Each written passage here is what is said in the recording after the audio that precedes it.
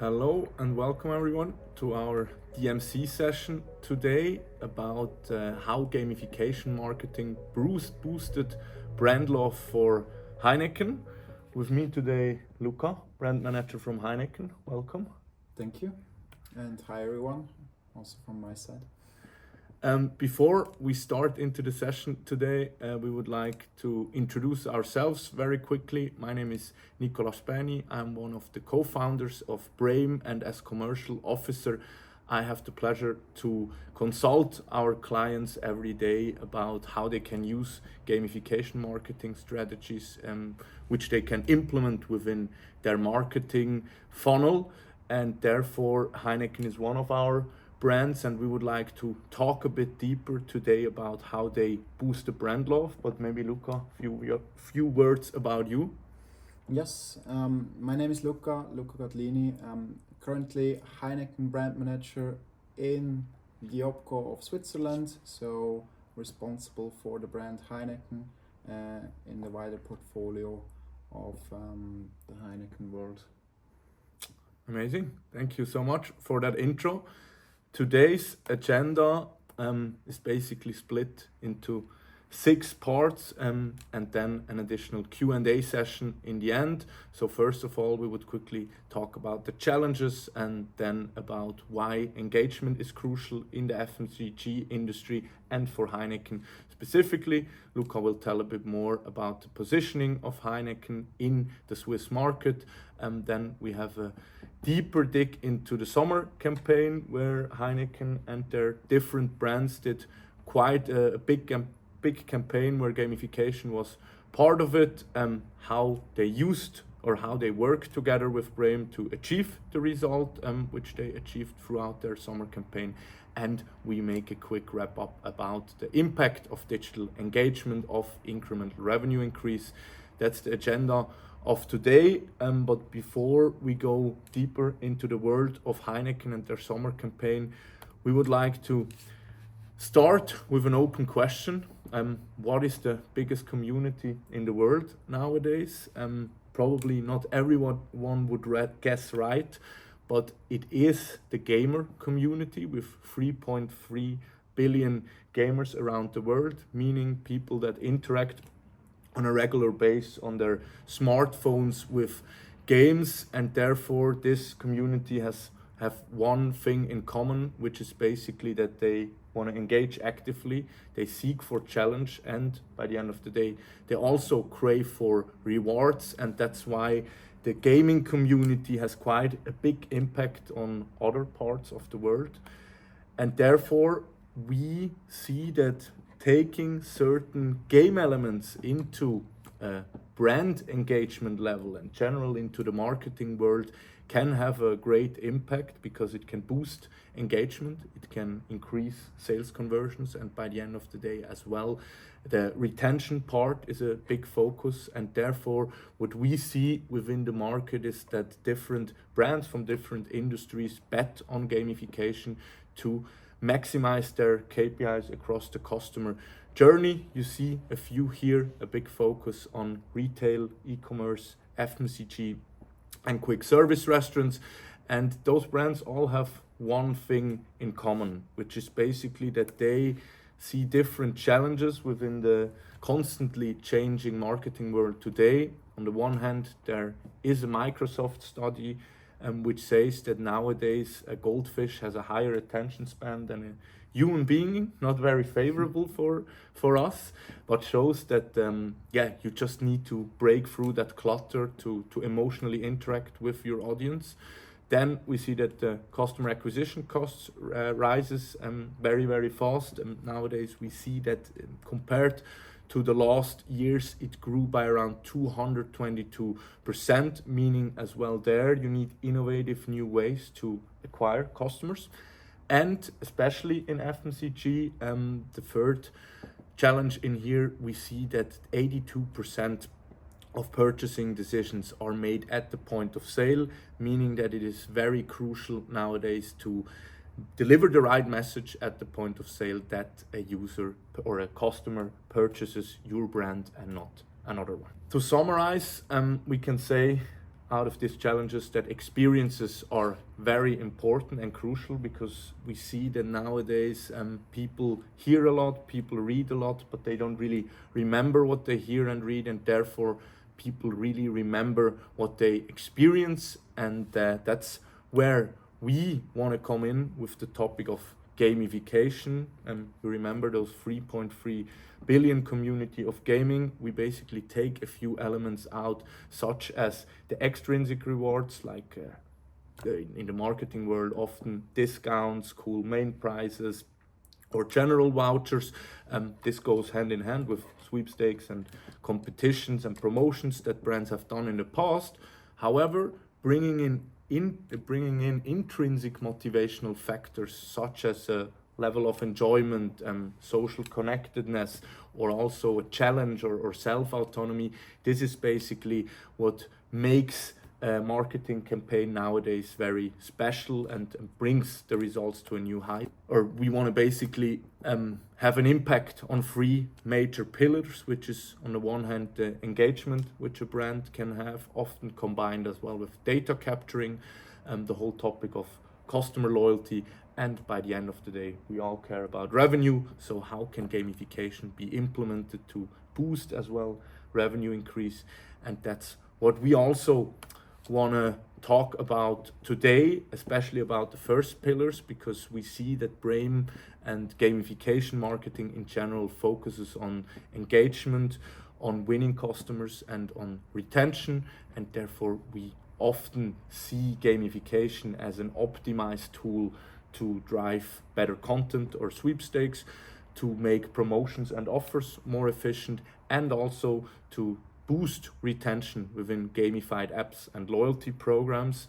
But I think we don't have time today to talk about all of these topics. Sometimes they also have touch points which interfere with each other. But today the goal would be to talk deeper about engaging customers and why this is so crucial for the FMCG industries. Because what we see nowadays is that a consumer is very likely to switch to another brand if they don't have a meaningful relationship. And I think you, Luca, can underline this statement in the FMCG in the FMCG industry, because today we want to talk exactly about this topic with Heineken. So maybe to start with, what would you say would be the three major goals and pillars that you focus on within Heineken when it's going into brand advocacy and digital engagement? Sure, happy to take you guys through. Maybe to quickly step back for a certain second and reiterate what we just heard from you. We really experience all those problems you summarized on the previous slides. In the FMCG industry, in the end, consumer decide in point of sale with very low involvement if they now go for a Heineken beer or a competitor beer brand. So we normally consider consumers in a leaky bucket, and in that bucket there are people which are quite loyal to certain brands, in our case to Heineken, but we always need to recruit new people, because in the end of the day we will also lose the same amount, hopefully less, of people who used to buy us but are now switching to another brand. So the leaky bucket is a thing we actually work with to measure penetration, and penetration is one of our main KPIs. How can we in the end increase penetration? It's a question I do ask myself on a daily basis. In the end, it's all about the brand equity. So how you perceive a brand, and the better the score is, the higher the likelihood in the end that you actually choose the Heineken brand instead of a competitor brand at the shelf, at point of sale. If we now deep dive into brand equity, we normally cluster it on three pillars. We do have brand love, so how meaningful and relevant a brand is to a consumer, how different it is on a second pillar. So, for example, a Desperados is perceived very different from all other beers, whereby a classic lager, let's use Heineken in that case, and Birra Moretti, also a lager, are not perceived very different. So in the end, difference can make the difference at point of sale. And lastly, saliency and awareness as a key KPI. So you can have a super strong connection to your consumers, you can be super powerful, meaningful and different, but when nobody knows your brand, you will not be bought at the shelf, and your revenue, as you stated it in the beginning, will not increase. So therefore, to summarize, brand equity together with penetration, one of our most important KPIs, brand equity driven by 3 pillars: brand love, difference and saliency. Very interesting. Thank you, Luca. Before we go deeper into these goals and to see how you do campaigns nowadays to achieve those certain KPIs or to improve those certain KPIs, we quickly would like to take a step back to understand the beer market a bit better, and also to see Heineken's positioning in the market a bit better. Can you elaborate a bit more on this? Sure. Switzerland as a country is quite small, therefore also the beer market not the largest on the globe, hence still quite interesting. We do have some main points I want to highlight. For example, in Switzerland, typically 80% of all beers sold are lager beers, and only 20% are specialties such as an ale or any craft beer, which is not in line with other markets. So, for example, in England, the specialty part of beer market is way higher than here in Switzerland. Next one is the weather dependency. Obviously, if you imagine yourself drinking a beer, it's normally outside, warm, and the beer is refreshing you. Hence, bad weather,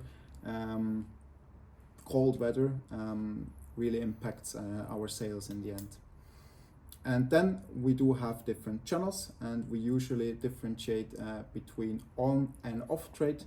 So on trade, you drink the beer on the spot in a bar, restaurant, at a festival, and off trade, you buy it, take it somewhere else, and drink it there. So typically retail stores, supermarkets, and so on and so forth. What is the share there between on and off trade? It's, I mean, I would say about 60-40%. So 60% off trade, 40% on trade business, whereby that can vary between brands. So in our portfolio within Heineken, we do have brands which are doing quite well in on trade, and the majority of their volumes is contributed by on trade, but we also do have the opposite, where the lion's share is coming from off trade. Making 2 examples, for example, we have a local beer brand called Eichhof, which is typically available in the center of Switzerland, very on-trade driven. About 75% of total sales is coming from the on-trade business. And on the other hand, we do have Heineken as an international beer brand, which has the opposite split, so 75% off-trade business and 25% on-trade business. If you talk about brands, maybe let's dig a bit deeper into 3 major brands that you have. Overall, you have 8, if I understood right, or how or even more. Even more. Even more. So Heineken company has lots of beer brands in their portfolio. We typically differentiate them between international brands as well as national brands. Here we state a few brands we do have in our portfolio in the Swiss market, and here, for example, Heineken, Birra Moretti, Sagres, as well as Desperados, our international beer brands, and Galanda, Haldengut, and Eichhof are local ones. We are not focusing on all of them, as it doesn't make sense from a financial point of view, and with limited budget you also need to prioritize between your brands. So the brands you see here are the ones we really focus on from an international point of view. So we do have Heineken, Birra Moretti, as well as Desperados, and some key facts of the brands here in Switzerland. For example, Heineken, which has its stronghold in the western part, so brand equity way higher in the western part than in the German part. Therefore also penetration is higher in the western part, which in the end also is reflected in the market share. Market share wise, we're doing way better in the western part versus the German part. When we then talk about the pillars I just presented, we do have a super high saliency, so brand awareness is super strong. Everybody knows the brand Heineken, which is globally available, so it also makes sense. But where we do struggle is that we do have a low meaningfulness score. So brand relevancy, meaning to the consumers is missing, and is the key KPI we are working on with every initiative, every campaign we plan. In the end, we want to enhance and increase meaningfulness. And then the other two brands, so Birra Moretti is our key growth driver in our portfolio, really driving market share across Switzerland. So there we don't see any gaps between German and French-speaking part of Switzerland. I assume that the Italian lifestyle is everywhere well received, so therefore we do have quite the opposite. So it's a very high meaningfulness. Everybody loves the brand and the iconic design and this Dolce Vita feeling you do have in our campaigns. However, it's not yet known by the majority of consumers, so there we do have a low saliency. So we do more campaigns with more aggressive media planning, for example, higher TV spends, and so on and so forth, to really tackle that issue. So opposite goal of Heineken. That's also why you see more when I go to an outside event. Birra Moretti is more present to have the right feeling. Makes sense, definitely from a media point of view. For sure. In the end, we try to cluster certain occasions and tackle those occasions with our brand portfolio. So for example, if we talk about socializing, we want to typically address it with Heineken. If we talk about sharing a meal, we want to address it with Birra Moretti, as we do see a great connection between Italian beer and food. And the last brand we see here on the slide is Desperados. It's one of our specialty beers. It's a flavored beer, always enriched with spirits, tequila, rum, and so on and so forth, where we only allocate 1% of our budget, so not a lot, but still quite important for our brand portfolio, as it is a specialty, and we do need specialties to also be able to tackle this 20% part of total market. To maybe go a bit deeper into the marketing campaigns that those brands are doing at the moment, as you said, they have different goals and objectives. Can you maybe tell us a bit more about how you tackled also the summer campaigns this summer? How does the campaigning look like, and why is summer such a important seasonality for you guys? So beer is typically seasonal to start with, so we do have higher sales during summer than in winter. So in winter people opt for hot drinks, so being tea, coffee, whatever, and during summer they want to have a refreshment, and there typically beer can be a solution to the problem.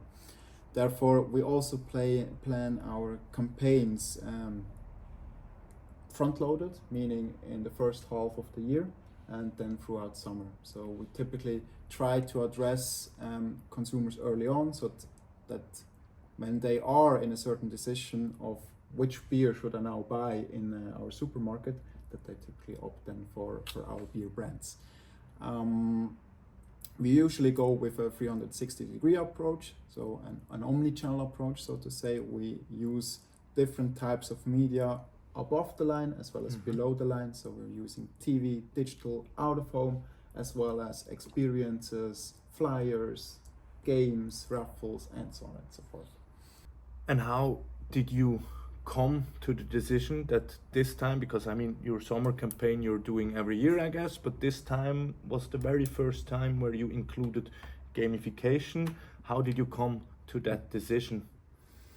Brand engagement is something which is quite hard to achieve, because in the end you have lots of brands out there in the market, not only in FMCG, not only in beer even.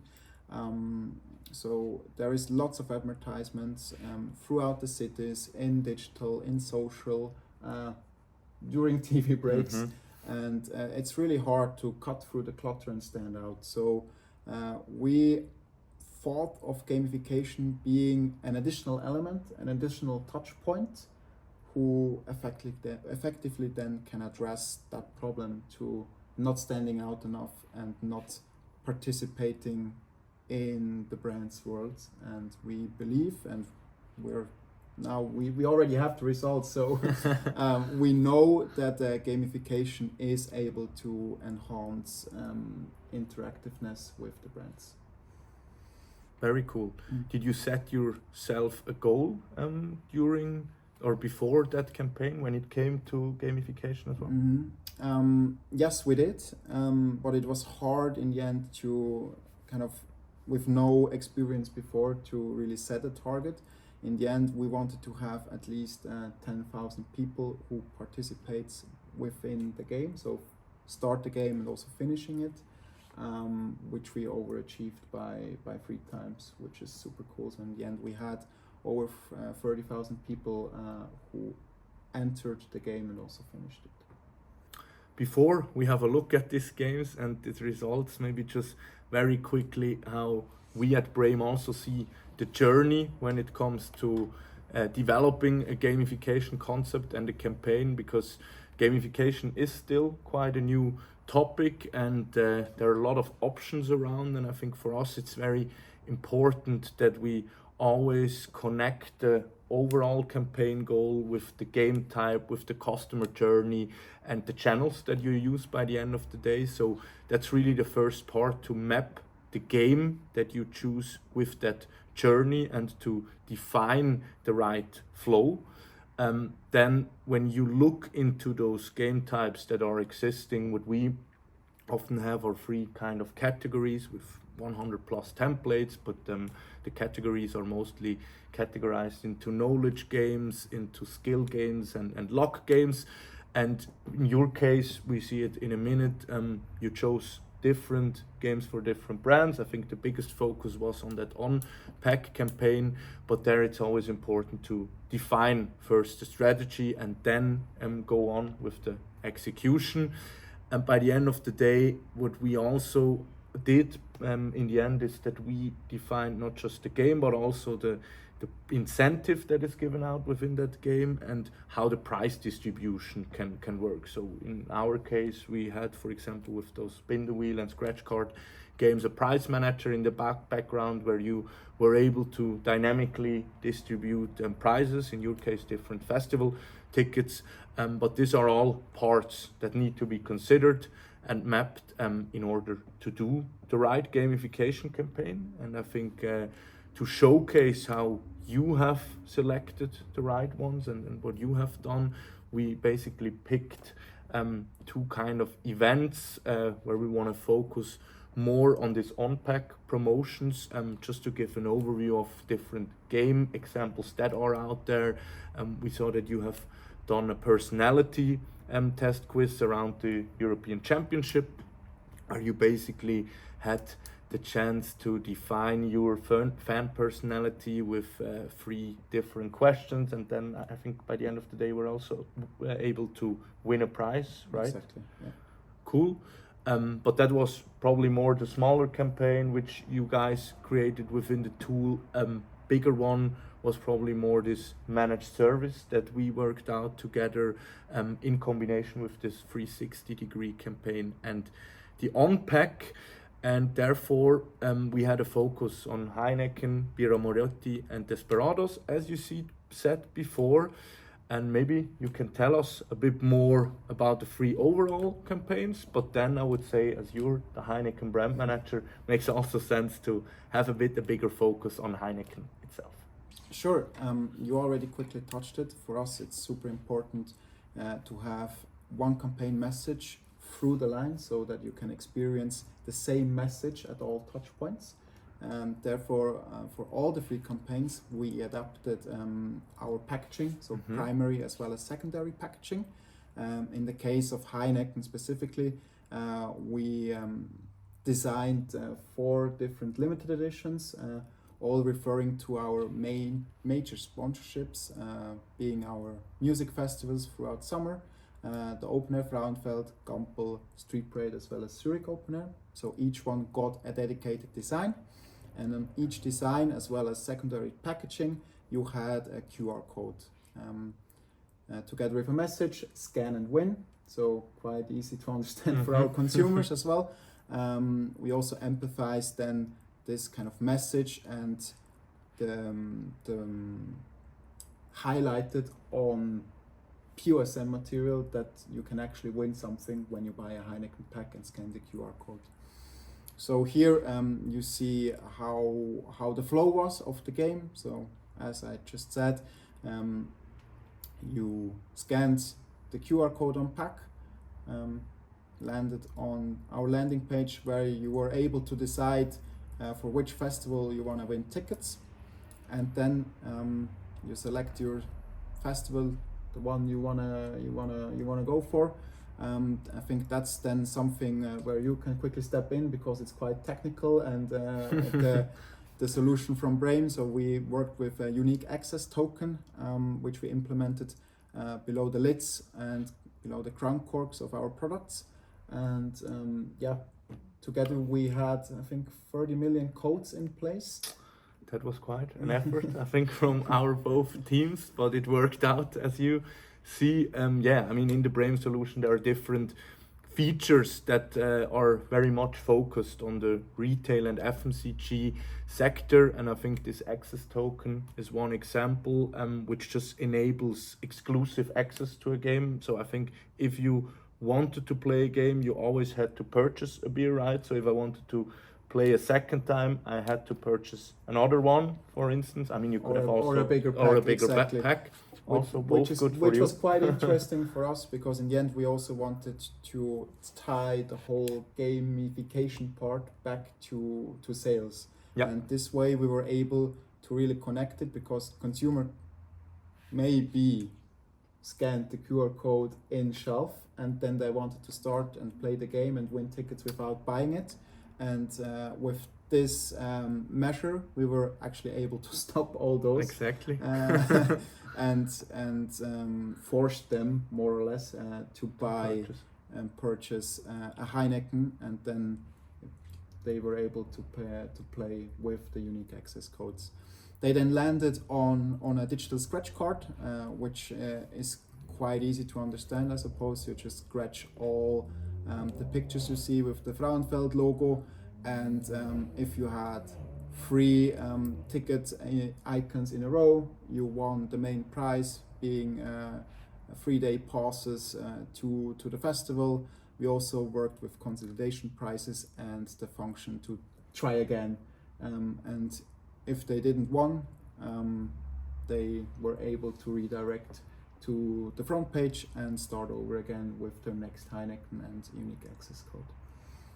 Very cool. So I think that's a great feature to enhance this kind of customer journey across the FMCG industry. But overall, it was a 360-degree campaign, as you have mentioned before. Can you tell us a bit more about the campaign which you have run in general? And here we have a few impressions. You mentioned the special designs and the festival sponsoring. Can you tell us a bit more about the marketing mix behind it? Mm-hmm. So in the end, our hero the core of the campaign was our limited edition, and the specific design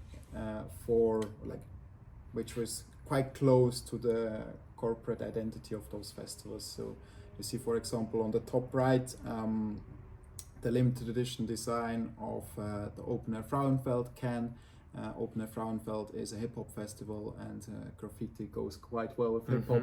So this was our approach of implementing the festival vibes on our products. And then we usually go with ATL as well as BTL.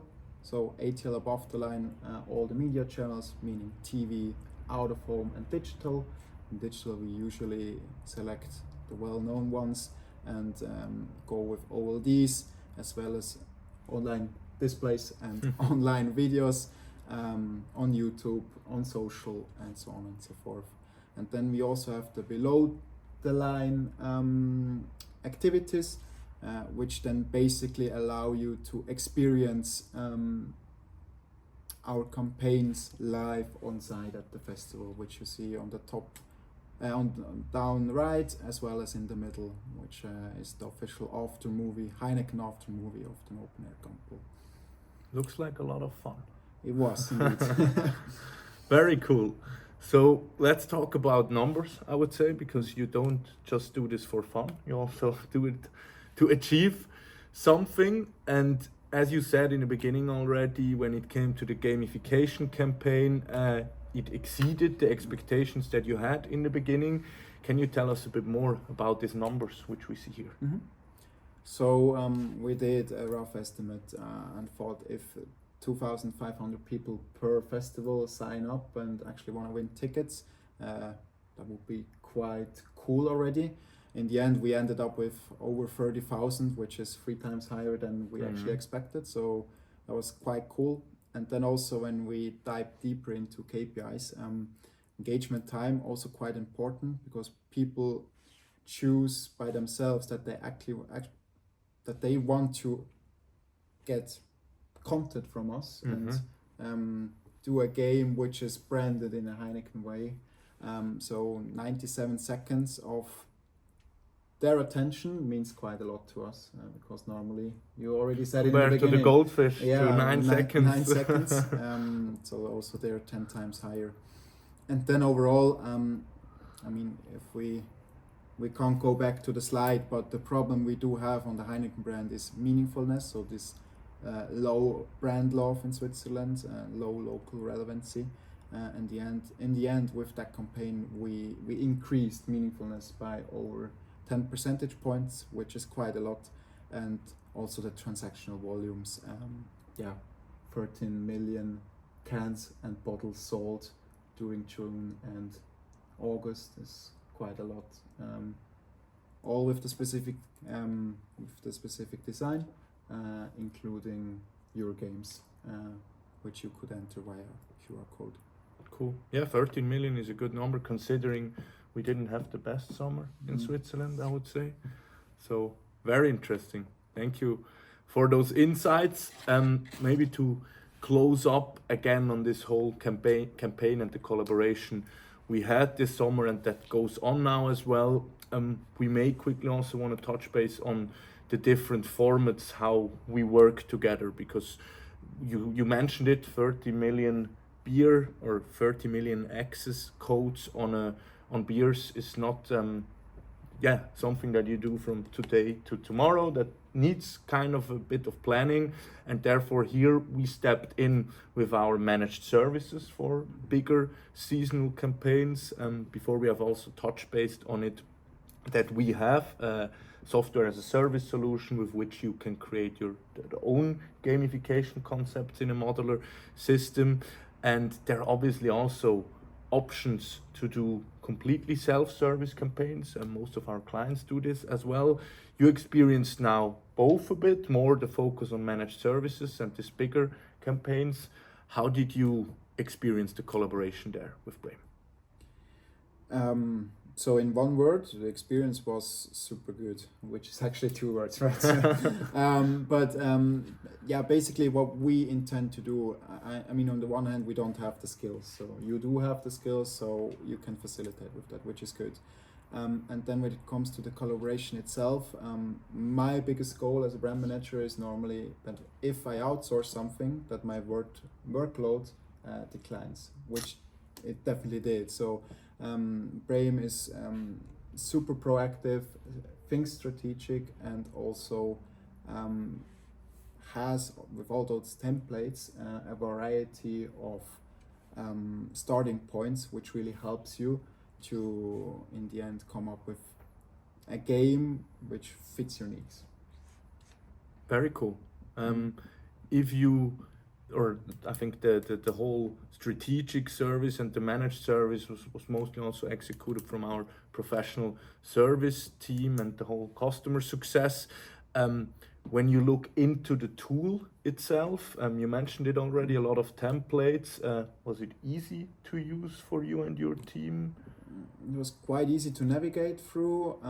Also, the analysis you can do on a real-time level was quite useful for us, because in the end we were not able how many participants will actually sign up and then also finalize the games. So we could analyze real-time data on a daily basis, which also helped us improving certain mechanics towards the greater good, so towards really also raffle all those tickets, which was quite helpful. So for me, the platform is super easy to navigate.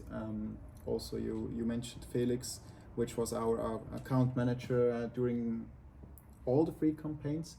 He was always helpful. So if I was not able to find something within probably minutes, I already had an answer from him, which then explained me how I can actually analyze or adapt our managed services, which we had in those 3 brands. Very cool. So I will give the compliment as well to Felix and Anya. And Anya. And to summarize kind of the whole experience that we had together, but also that we see generally in the FMCG market, we would like to highlight 3 more points that are just crucial along these journeys, because what we see nowadays is that FMCG brands need to extend their touch points. I think you mentioned it, you had above the line, below the line. What we see in the market as well often is that a lot of FMCG brands focus still a lot on above the line, but below the line, and as well the analysis of data wasn't in the past always the biggest focus. And I think we really see a trend there, that this extension of touch points and more data generation and analytics in a bigger focus is a trend that I think we can see across different clients of Brame as well. Then what we see as well is that, what you just confirmed before, is that gamification can boost the volume of some traffic, of engagement time, through this return purchases, with the access code. It can also drive frequency, and overall, I think, combined with your big campaign, the whole brand perception and advocacy. I think that's a summary we took out of the FMCG campaigns that we have done at Brame in the past. And it's just important, we touched base before on the topic of data and on revenue. I think nowadays it is important that every brand includes engagement, and that we kind of convert engagement as well into the impact of it can have on the ROI and on revenue overall. So these are 3 key takeaways that we took out here at Brame. I don't know if you see it similar or if we forgot anything. No, I am definitely aligned. Obviously, we also do have our own KPIs. Absolutely. But it really makes sense from my point of view. Cool. Just to show you as well in the last 2-3 minutes how this engagement can be converted into an incremental revenue increase. We have also prepared a few slides or one slide with a few bullet points which underline that statement. So to come away for a second a bit of away from Heineken and go more into general FMCG and retail brands, we see that that there are different methods of how you can calculate or try to calculate an ROI based on the KPIs we have discussed today. On the one hand, we see that higher engagement times build brand love, which leads to more revenue by the end of the day, because engagement means often loyalty, and the loyal customer is often more keen on engaging more and buying more from a specific brand. And we have just put here some random numbers that we have seen as well in the industry, just that you can follow how such calculations could look like. Let's say you take number of additional engagement minutes that you generate over a year or more, and you multiply that with an estimated value from an additional minute of engagement. This could give a certain amount that kind of could be considered in the revenue. Then what we see as well is when you have people that sign up for your brand, that maybe sign up for your newsletter or even for a loyalty program, then we see that on the one hand, gamification can increase the number of additional player signups. At the same time, we know from our customers that such a player sign up has often a higher value than a generic customer that is targeted. And therefore, what we often do is we kind of take that uplift. Let's say in a double opt-in scenario, it would be around 5%. In a loyalty sign up or an app download scenario, it would probably be a bit more. If you calculate this together with an addition or with an annual spend and multiply it with the number of additional signups, we have another number that could be taken out to show incremental revenue increase. In this example, 200K. And by the end of the day, with this kind of campaigns that you have run in the POS to drive more visibility, we see that gamified promotions at the point of sale increase the visibility and can have an impact on market share. And if we just take, and as an example, 30K users, we calculate that again with the annual spend combined with the additional value of the user that reacts to the promotions, we see as well an increase of incremental revenue due to increased POS visibility. And this is just a random example in terms of numbers, but just to show you how this can really have an ROI impact and how we use gamification at Brame. To close up, we just would like to mention again that what we have discussed today with Luca is one of the examples with a great deep dive into the possibilities of gamification and how it can affect brand love additionally. But at the same time, we at Brame focus a lot on bringing in gamification elements across the entire journey and also the marketing plan. So therefore, we have often 3 pillars. And we focus on the one hand, the seasonality aspect that you mentioned with summer or the European Championship or Christmas or whatever is definitely something where we have clients that do a lot of campaigns or a lot of engagement campaigns, as well when it's linked to product launches or important topics that a company has.